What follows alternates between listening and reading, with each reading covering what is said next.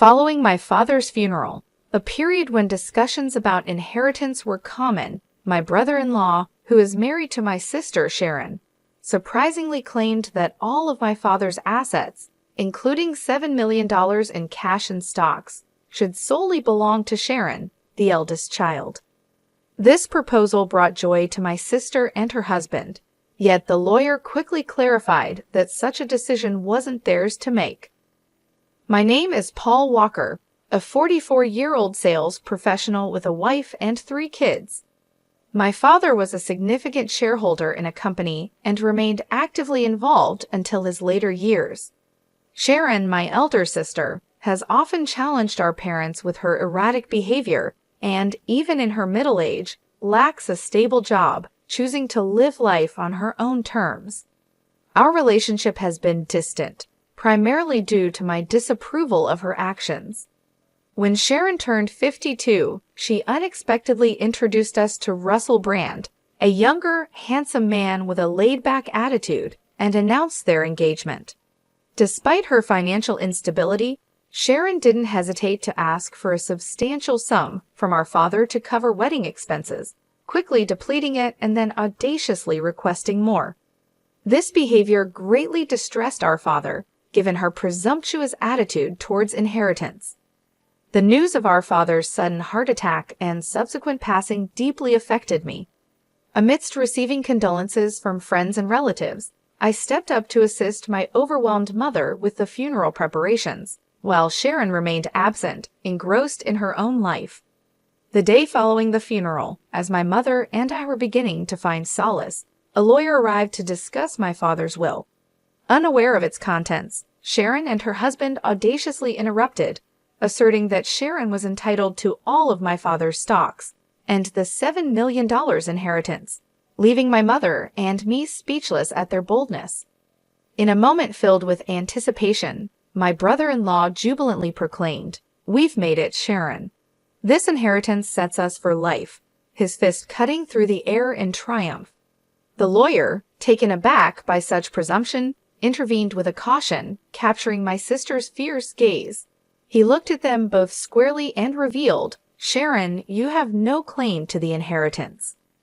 My sister and her husband, visibly shocked, countered with disbelief, arguing that as the eldest daughter, Sharon was naturally entitled to everything. It was evident my brother-in-law had placed all his bets on this inheritance, convinced it would all go to my sister. Their confusion only deepened when the lawyer, with a gentler tone, dropped a bombshell. "Were you unaware that Sharon is not Mr. Paul's biological child?" Instantly, the color drained from my sister's face as she turned to our mother, her eyes wide with panic. Our mother, her expression a mix of emotions, faced a moment of truth I had long been aware of. My sister was a half-sibling, a fact that had been hidden from her. Confronting our mother, Sharon's voice trembled. "What does this mean?" To which our mother confessed, "Sharon, you come from my first marriage." The revelation stunned Sharon, who had always playfully claimed the title of the favored child. Her husband, trying to grasp at straws, argued that Sharon, being legally adopted, must still be entitled to a share of the inheritance. "That's what I assumed," Sharon supported, yet our mother's next words shattered that belief. There had been no formal adoption. In disbelief, Sharon protested, "But I'm the eldest daughter." Dad even acknowledged it. Her frustration now turned towards me accusingly. "You're going to let him take everything?" she challenged. Annoyed by her sense of entitlement, I couldn't help but respond, pointing out her continual reliance on our father's generosity despite it. As they insisted on the fairness of a father's support for his daughter, I was reminded of how my sister used his financial aid not for growth, but to bail herself out of recurring predicaments. It was then that Mrs. Paul, our mother, who had been silent, suggested, "Perhaps it's time Sharon reviewed the will as well." Caught off guard, Sharon panicked. "The will? I don't know anything about that." It was her lack of attention and engagement that had led to this moment. Our father had intended for us to discuss the will together when he drafted it, but Sharon, uninterested at the time, chose leisure over family matters. Highlighting the omission from the will, I saw my brother-in-law's frustration flare as he sharply questioned Sharon. "What were you thinking?" This mattered. The realization dawned that they had to confront the contents of my father's will. The lawyer clarified that the inheritance was designated for me and my mother, citing my father's hesitance to adopt Sharon due to her indifferent attitude towards me, her spending habits, and her overall conduct. Sharon was visibly shaken by the news that she had no legal claim to any inheritance. At this revelation, my brother-in-law's temper escalated, accusingly pointing out to Sharon, "You promised there was wealth." His attitude became threatening, shocking my mother and Sharon, though I wasn't surprised given his history of greed and opportunistic behavior. He coldly told Sharon not to return until she had secured some money, revealing his true motives and leaving everyone in dismay as he abruptly left the scene. Feeling betrayed and cornered, Sharon turned her frustration towards us, particularly our mother, lamenting, "Why wasn't I legally adopted? It's unfair that the inheritance bypasses me."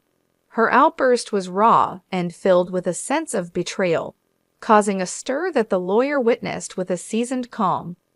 When Sharon accused me of being the undeserved beneficiary simply because I was our father's biological son, her words cut deep. But I realized that my existence was not the root of her exclusion. It was her actions and choices. Before the situation could escalate further, the lawyer intervened, warning that her behavior could lead to legal consequences, a reminder that made Sharon pause, likely recalling her previous misdemeanors. As time passed, the inheritance process concluded smoothly, thanks in part to the lawyer's expertise, leaving no room for further dispute from Sharon or her husband. Despite their initial discontent, my mother decided to give Sharon some financial assistance, a gesture I chose not to comment on. Their subsequent disappearance with the funds only underscored their true intentions, leaving a bitter impression among our relatives who were privy to the saga. Seeking to uplift our spirits, I organized a family meal with my mother, wife, and daughter. The outing, suggested by my wife, brought a noticeable change in my mother's demeanor, brightened by the presence of her granddaughter, offering a moment of joy amidst the ongoing family turmoil. During a moment of calm, I suggested to my mom, "How about moving in with us?" But I was quick to add, knowing the unpredictability tied to my sister, Sharon, she might drop by, seeking help, especially financial. We should be cautious not to enable her too much. My mom's hesitation was palpable. Sharon, despite everything, was her daughter, and the prospect of potentially inviting conflict held her back. I left the offer open for her to ponder as we approached our ancestral home, only to be greeted by an unexpected sight. Lights on in what should have been an empty house. Suspecting Sharon might have returned, I proposed, "Let's have a quick coffee inside," as we got out of the car. Suddenly, a car charged towards us, missing us by a whisker, but in protecting my wife and responding to my daughter's alarmed cry, I ended up in a flower bed, slightly injured by the fleeting touch of the car, which eventually crashed into the garage entrance. My wife and daughter rushed to my aid, while my mother, frozen with shock, watched from the doorway. The incident led to my hospitalization overnight, and I later found out that Russell Brand, my brother-in-law, was behind the wheel, claiming a mix-up between the accelerator and the brake, a story I found hard to swallow. When my mother and sister visited me in the hospital, Sharon's response to my condition was chilling, hinting at her disappointment in my resilience, almost as if she had hoped for a more beneficial outcome for herself. I couldn't resist commenting on her apparent wish for my demise to claim the inheritance, noting her unease as she diverted her gaze. I then revealed that our mother intended to relinquish her inheritance in my favor, making any drastic actions from their side futile. My sister's shock was evident. The concept of foregoing a rightful inheritance seemed alien to her. I further explained that, in preparation and following our father's prudent approach, I had already drafted a will, ensuring my family's future, thus redirecting the inheritance away from our mother directly to them. My sister's plea for a share from the speculated $7 million, under the guise of familial generosity, only highlighted her desperation and misunderstanding of our family's values and intentions. In the aftermath of firmly rejecting my sister Sharon's demand for a substantial share of the inheritance, the atmosphere in the hospital room shifted dramatically. Sharon's demeanor transformed, her face contorting into a visage of pure fury as she physically accosted me, her hands gripping my collar in desperation. "Give me half. I'm your sister," she demanded, her voice laced with a chilling blend of anger and desperation. It was a distressing sight, witnessing her descent into what appeared to be a state of irrationality, driven to the brink by her intense desire for the inheritance. Her actions, so starkly at odds with the values our father held dear, made me regard her with a deep sense of pity and disappointment. "Do you not realize how your greed would have disappointed Dad?" I questioned, hoping to ignite some sense of reason within her. Yet this only served to inflame her anger further, as she made a grab for my throat in a shocking escalation of violence. The situation took a dramatic turn when our mother's voice, tinged with alarm and authority, cut through the tension. Nurses quickly intervened, escorting a visibly shaken Sharon away from me. Despite the turmoil, it was evident that my mother's heart ached for Sharon, her biological daughter, even though Sharon had directed her vitriol towards her as well. Where did I go wrong in raising her? My mother lamented, a question heavy with sorrow and regret that echoed in the sterile hospital corridor. The emotional and physical toll of the incident was soon overshadowed by my mother's deteriorating health. As her condition worsened, my wife and I found ourselves more involved in her day-to-day care, a development that seemed to provoke Sharon's resentment. Her feelings of exclusion were palpable, especially as she confronted the reality of our increased presence in our mother's life. This tension reached a boiling point when Sharon, in an abrupt phone call, insisted that she and Russell would take over caring for our mother, effectively sidelining my wife and me. Her declaration was unexpected and filled with a certainty that brooked no argument. Despite my attempts to reason with her, to discuss what was best for our mother, Sharon remained unmoved, ending the call with a finality that left us stunned. Confirming this sudden shift with my wife, who had received a similar message, we were both left concerned for our mother's well-being, especially considering Sharon and Russell's lack of experience in caregiving and household management. Surprisingly, Russell claimed to have some caregiving experience, a small comfort given our mother's still manageable level of independence. Yet this reassurance was short-lived. Within a month, a grave medication error sent our mother to the hospital, her condition alarmingly frail. It was a mistake that was unlike her, known for her meticulousness, especially with her medication. As my wife remained by my mother's bedside, offering the support and love she needed, I ventured back to the family home. What greeted me was a scene of neglect, a bare refrigerator, a poignant reminder of my mother's once vibrant love for cooking, and the absence of the household help that had been a staple in our family's life. The disarray spoke volumes of the care or lack thereof that Sharon and Russell had promised, casting a long shadow over their capability to manage the responsibilities they had so confidently claimed they could handle. Discovering that a considerable sum of money had been withdrawn from my mother's bank account filled me with regret for ever placing trust in my sister. Despite the safety measures, with her bank card and PIN securely locked away, the funds meant for everyday expenses had nearly vanished, while thankfully, the inheritance remained safe in a separate deposit box. This breach of trust prompted me to collect necessary items for my mother's hospital stay, including her bank card, to address the financial anomaly. Upon discussing the situation with my mother, it became apparent she was oblivious to the mishandling of her bank card. Yet, when the conversation shifted to the medication mishap, A shadow of sorrow crossed her face as she admitted it was Russell, my brother-in-law, who had prepared it. The suggestion that Sharon should no longer be welcomed into the house seemed more urgent than ever. My mother's condition and the chaotic state of our home were alarming. "Mom, you need to stay with us," I insisted, envisioning a peaceful home for her recovery.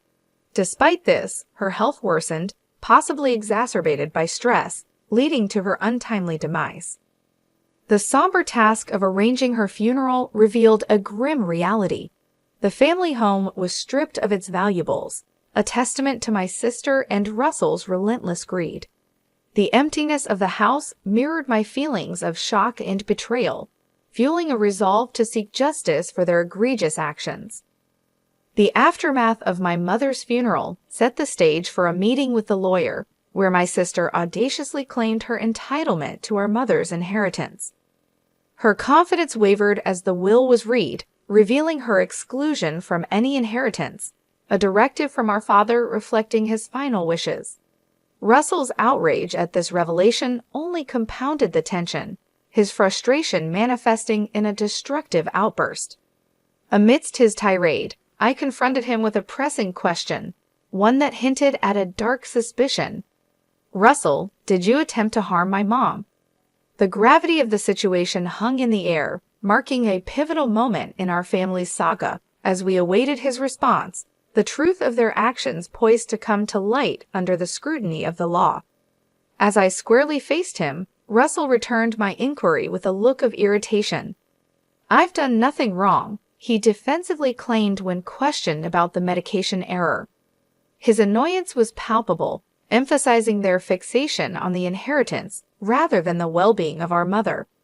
Sharon, losing any semblance of calm, chimed in, outraged at the prospect of being left out of the inheritance. Her reaction betrayed her motives. It wasn't concern for our mother that drove her, but rather the hope of solving her financial woes with the inheritance. "Is it true that I'm getting nothing?" She demanded an explanation from the lawyer, her voice a mix of disbelief and desperation. The lawyer began to outline the specifics of the inheritance distribution, taking into account the funds Sharon had prematurely withdrawn and the value of the items she had sold. The end result left little to nothing for her, a revelation that left her visibly frustrated. I couldn't help but interject, highlighting that this outcome was the result of careful legal consultation. "That can't be all that's left," Sharon muttered, a clear indication of her disillusionment with the reality of her financial dependency on our parents, never having to face the struggles of earning a living. My disappointment in her turned to anger. "Mom thought you'd look after her, but instead, you just took her money and left her alone," I accused, unable to hide my disdain for her actions. Sharon retorted, demanding evidence of the expenses incurred for our mother's care. I challenged her to justify the spending, extending my hand for the receipts, knowing full well she had none. I don't have them," she stammered, her confidence waning. The lawyer underscored the importance of such documentation, leaving Sharon at a loss for words. Russell then tried to appeal to my sense of family, urging me to support Sharon despite everything. But my resolve was unshaken. Their desperation was evident, and Russell's admission that Sharon would have inherited everything if their plan had succeeded only added to my suspicion of their true intentions. "What do you mean by that?" I pressed, seeking clarity on his revealing comment, ready to uncover the extent of their schemes. As the tension in the room escalated, Russell inadvertently made a comment that shifted the atmosphere drastically, revealing their true intentions. "Because of this guy, things never go right. I was expecting a new car out of this deal, but now I'm stuck with just enough for some repairs," he lamented, not realizing the weight of his words. My sister, Sharon, attempted to intervene, perhaps to salvage the situation, but the damage was done. The lawyer, seizing the moment, underscored the gravity of Russell's admission. "That's a serious allegation, akin to fraud," she observed, barely concealing a smile as she eyed the couple. Her next revelation caught them off guard. "This meeting has been recorded. With your consent, she reminded, effectively trapping Russell in his own narrative. Realizing the depth of his blunder, Russell's confidence deflated. Seizing the moment, I informed him of my intentions to press charges for the accident. Russell's attempt to dismiss the threat as baseless was quickly undermined by his own words, now recorded evidence. The situation spiraled for them as Sharon, overwhelmed by the turn of events, berated Russell for his carelessness, despairing over their predicament. In the aftermath, Russell faced criminal charges, his prior misdeeds compounding the legal action against him, leading to his arrest. Sharon, implicated for her role, received a milder sentence due to her lesser involvement. Facing financial ruin, she reached out to relatives for support, only to be met with rejection, a consequence of her actions and their fallout. As for me, witnessing the unraveling of my sister and brother-in-law's schemes brought a complex mix of vindication and sorrow. The path they chose not only led to their downfall, but also strained familial bonds, leaving a lasting impact on all involved. I kept on working hard, choosing not to depend on any inheritance. Instead, I found comfort and a bit of joy in the dividends that came from my investments in stocks, considering it a small but satisfying reward for my efforts.